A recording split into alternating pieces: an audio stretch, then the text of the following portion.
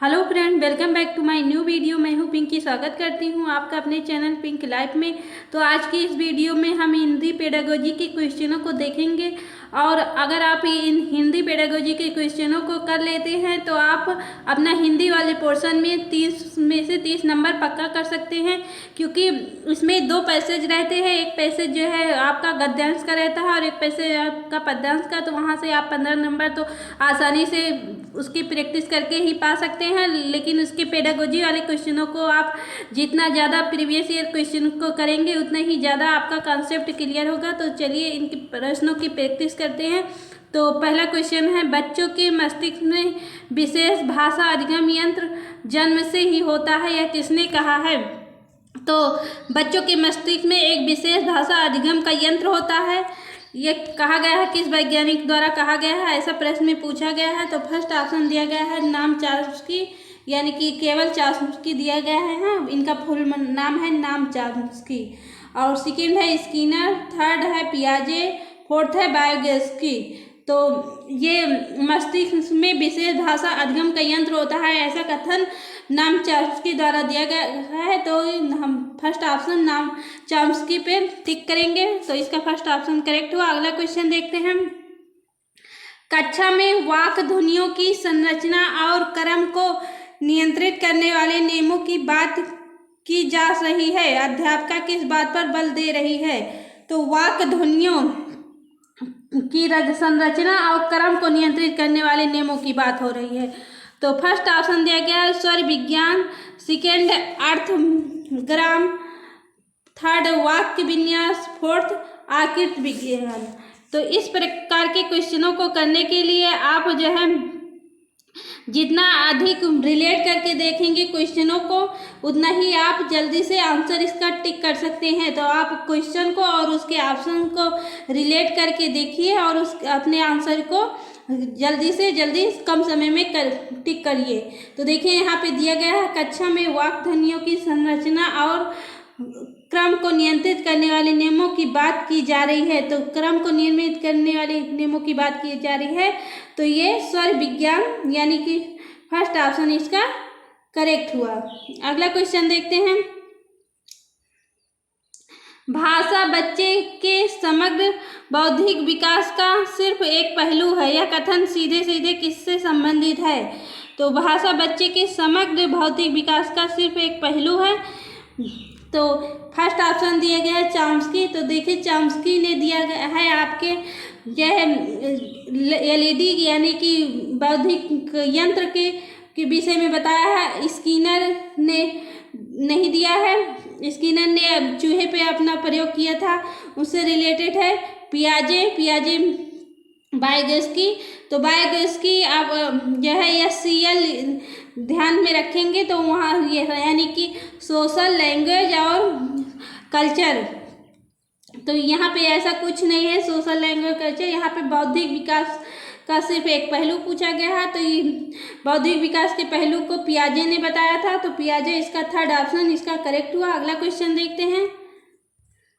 अनुकरण विधि का प्रयोग करने से संबंधित कौन सा क्रम सही है?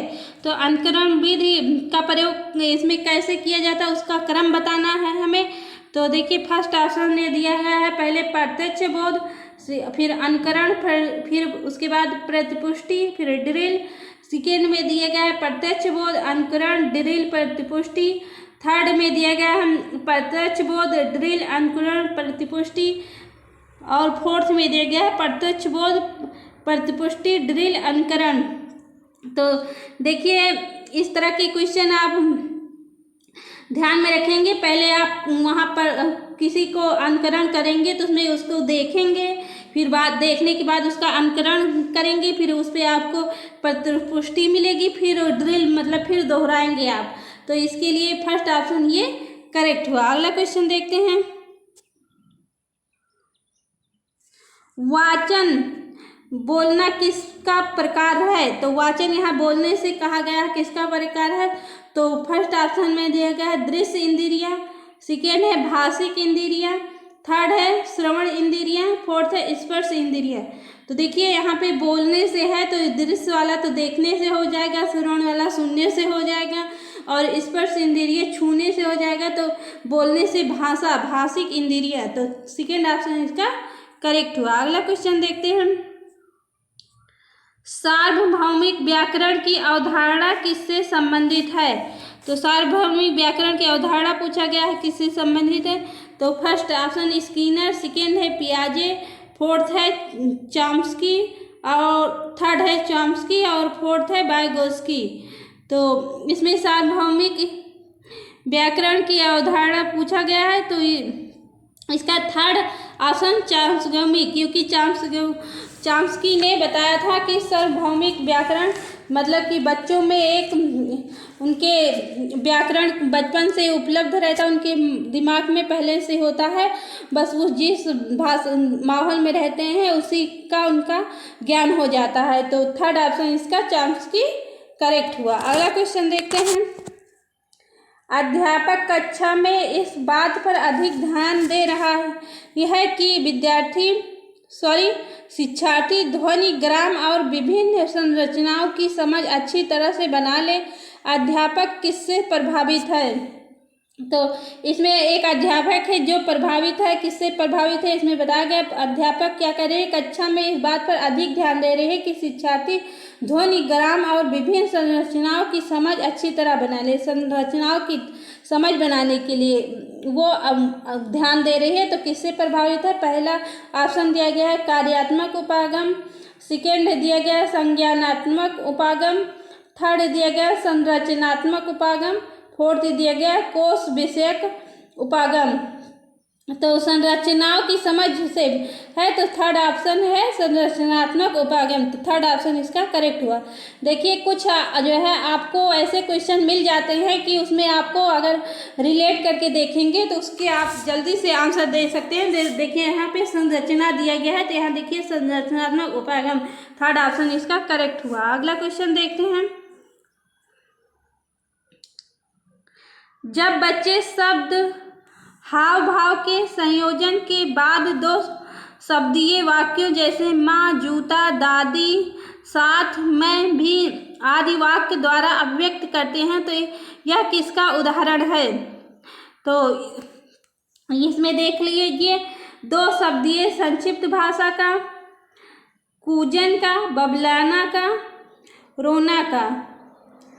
तो यहाँ देखिए दो शब्द यहाँ दिया गया है, दो शब्दीय वाक्यों जैसे माँ, जूता, दादी, साथ, मैं भी, यहाँ पे दो शब्दीय बोला गया है, तो दो शब्दीय संक्षिप्त भाषा, तो यहाँ ऑप्शन में दिया गया है दो शब्दीय। तो देखिए यहाँ पे रिलेट हो रहा है, तो इस प्रकार रिलेट आप कर लीजिए तो आपको आंसर आसानी से मिल जाएंगे। तो फर्स्ट ऑप्शन इसका करेक्ट हुआ। अगला क्वेश्चन देखते हैं, निम्नलिखित में से कौन सी पहल विद्यार्थियों को अधिकांश मुख्य भारतीय भाषाओं की उल्लेखनीय एकता से परिचित करवाएगी? तो इसमें पूछा गया है कौन सी पहल विद्यार्थियों को अधिकांश मुख्य भारतीय भाषाओं की उल्लेखनीय एकता से परिचित करवाएगी।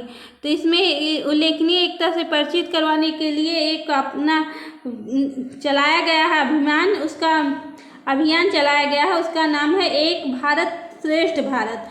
तो सेकेंड ऑप्शन इसका करेक्ट हुआ, एक भारत श्रेष्ठ भारत। अगला क्वेश्चन देखते हैं, निम्नलिखित में से कौन सा संकेत कूट को बनाने वाला है? तो कौन सा संकेत बनाने वाला कूट को?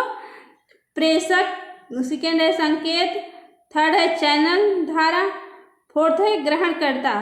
तो संकेत कूट को बनाने वाला एनकोडर है प्रेषक, प्रेषक द्वारा ही संकेत कूट को बनाया जाता है। तो फर्स्ट ऑप्शन इसका करेक्ट हुआ। अगला क्वेश्चन देखते हैं, प्रत्येक व्यक्ति के पास भावनाएं, अनुभूतियां, विचार हैं और सभी अपने जीवन के अनुभवों को अभिव्यक्त करना चाहते हैं।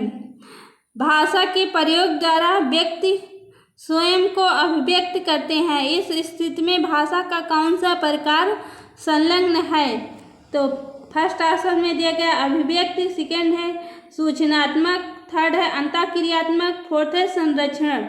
तो देखिए यहाँ पे आपको बताया गया है भावनात्मक, अनुभूतियाँ, विचार सभी अपने जीवन के अनुभवों को अभिव्यक्त करता है, तो अभिव्यक्त करने वाला है तो इसलिए आप रिलेट करके देखेंगे तो फर्स्ट ऑप्शन में दिया गया अव्यक्त, तो इसका ऑप्शन नंबर 1 करेक्ट हुआ। अगला क्वेश्चन देखते हैं। निम्नलिखित में से कौन सी तकनीक भाषा उच्चारण सिखाने के लिए प्रयुक्त नहीं की जा सकती है? तो तकनीक पूछ रहा है, भाषा उच्चारण सिखाने के लिए प्रयुक्त नहीं की जा सकती है। तो देखिए गीत गाना, इसमें गाया जाता है, बोला जाता है, तो इसमें भाषा का उच्चारण किया जाता है। तो कविता पाठ, अगर आप कविता की पाठ उसको पढ़ाएंगे, बोलेंगे मुंह से, तो इसमें भी आप उच्चारण करेंगे। सस्वर पाठ पठन, तो इसमें भी आप अगर सस्वर के साथ पठन करेंगे, बोलेंगे, तो इसमें भी आप उच्चारण करेंगे। तो इसमें पूछा गया उच्चारण सिखाने के लिए प्रयुक्त नहीं है। तो देखिए कहानी लिखना, तो कहानी लिखना इसमें लिखा जा रहा है, कुछ मुंह से नहीं बोला जा रहा है। तो मुंह से जब नहीं बोला जाता रहा है तो इसमें उच्चारण कैसे होगा, किस प्रकार होगा, आप ही अपने दिमाग से सोचिए। तो आप इसका आंसर आप दे सकते हैं आसानी से। 4th ऑप्शन इसका करेक्ट हुआ। अगला क्वेश्चन देखते हैं। जब शिशु व्यंजन स्वर के मिश्रण की लंबी तान में स्वयं को अभिव्यक्त करते हैं, जैसे कि बा बा बा बा, ना ना ना ना, या किसका उदाहरण है? तो देखिए इस प्रकार के क्वेश्चन करने के लिए आप पहला ऑप्शन देखेंगे कूजन, सेकंड है बबलाना, थर्ड है रोना, फोर्थ है गति। तो इसमें आपको कहा गया है बच्चे क्या कर रहे हैं, पहले बा बा बा का बोल रहे हैं, फिर ना ना ना कर रहे हैं। तो ये इस प्रकार के स्वर को आप कहेंगे बबलाना, बच्चे बबला रहे हैं, अभी उन्हें बोलना नहीं आ रहा, केवल एक स्वर का व्यंजन या स्वर का मिश्रण लंबी तान में स्वर को अभिव्यक्त कर रहे हैं। तो सेकंड ऑप्शन इसका करेक्ट हुआ। अगला क्वेश्चन देखते हैं। भाषा अधिगम सामान्यतः उद्दीपन प्रतिक्रिया संबंध का विषय है, जिसे प्रतिरूप अभ्यास, अनुकरण और कंठस्थीकरण द्वारा अर्जित किया जाता है। यह कथन किससे संबंधित है? तो भाषा अधिगम सामान्यतः उद्दीपन प्रतिक्रिया संबंध का विषय है, जिसे प्रतिरूप अभ्यास, अनुकरण और कंठस्थीकरण द्वारा अर्जित किया जाता है। अब इसमें आपको बताना है यह कथन किससे संबंधित है। तो फर्स्ट ऑप्शन दिया गया है व्यवहारवादी सिद्धांत, सेकेंड दिया गया है प्रकृतिवादी दृष्टिकोण, थर्ड दिया गया है संज्ञानात्मक सिद्धांत, फोर्थ दिया गया है रचनात्मक सिद्धांत। तो देखिए इसमें उद्दीपन प्रतिक्रिया संबंध का विषय बताया गया है, तो इसमें व्यवहार किया जा रहा है, तो इसमें फर्स्ट ऑप्शन व्यवहारवादी सिद्धांत। तो फर्स्ट ऑप्शन इसका करेक्ट हुआ। अगला क्वेश्चन देखते हैं। निम्नलिखित में से कौन सी गतिविधि पठन कौशल विकसित करने के लिए उपयुक्त नहीं है? तो पठन कौशल करने के लिए इसमें कौन सी अभिव्यक्त उपयुक्त नहीं है? तो सस्वर पठन, बारीकी से पठन, निष्कर्ष निकालने के लिए पठन, संक्षिप्त रूप का प्रयोग। तो देखिए इसमें पठन करने के लिए आपको बताया गया है कौन सी गतिविधि पठन कौशल को विकसित करने के लिए उपयुक्त नहीं है, आपको नहीं वाला आंसर देना है। तो देखिए सस्वर रूप से पठित करेंगे तो इसमें एक कौशल विकसित होगा उच्चारण का, बारीकी से पठन करेंगे तो आप उसको अर्थ को समझ सकेंगे, अब उसके में ही कौशल विकसित होगा। निष्कर्ष निकालने के लिए पठन करेंगे तो इसमें भी आपका कौशल विकसित होगा। लेकिन अगर संक्षिप्त रूप में आप किसी चीज़ का पठन करते हैं, का प्रयोग करते हैं, तो उसमें आपका किसी प्रकार का कौशल विकसित नहीं होगा। तो ये फोर्थ ऑप्शन इसका करेक्ट हुआ। तो आज की वीडियो में इतना ही। वीडियो पसंद आए लाइक कर दीजिएगा, शेयर कर दीजिए, चैनल पर नए हैं तो चैनल को सब्सक्राइब कर दीजिए। मिलते हैं नेक्स्ट वीडियो में, तब तक के लिए टेक केयर, बाय बाय।